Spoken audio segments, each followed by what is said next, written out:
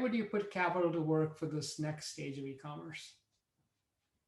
I'm a big believer in making sure that you can translate your brand identity and what you stand for um, i- into the digital world. And sometimes that means investing in reliability, investing in trust, investing in transparency. So most of our investments right now for the future of e-commerce is on our platform.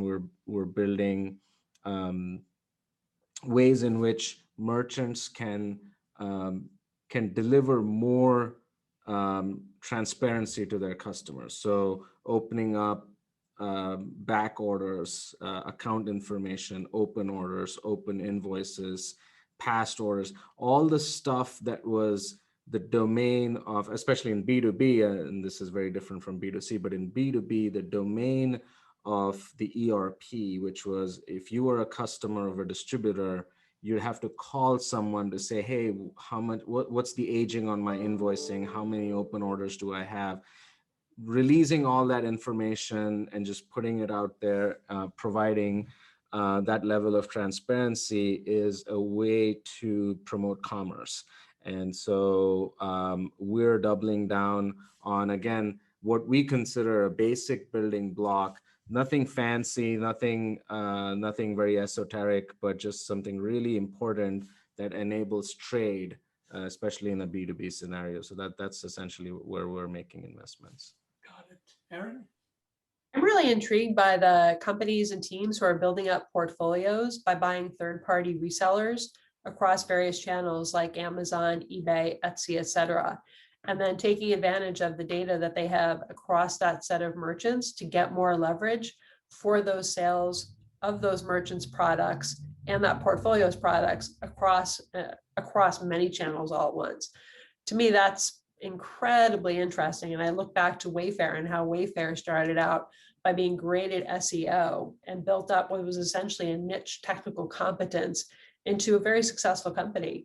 And I think some of those portfolio approaches are likely to see the same sorts of outcomes. Michelle?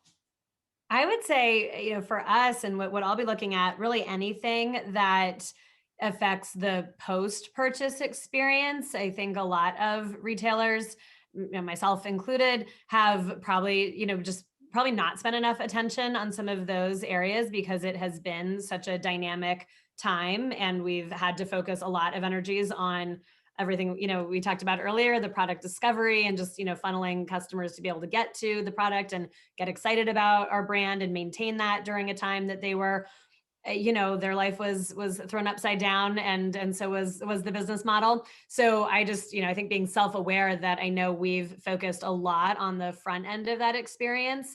And that means we probably have more updating to do. It needs to be a continued, has to be kind of top of the roadmap to make sure that we're investing in the post-purchase experience. And I also think a lot of cool stuff is happening there. Some of these, to Suchit's comment about AI and, certainly lots changing with logistics. I think that there's a lot that might pop up in the kind of post-purchase experience part of the shopping journey. So I'm really excited it'll be perfect timing, I think, for retailers to be looking at what they need to invest in, and hopefully some new exciting services and opportunities will pop up there. Terrific. Well,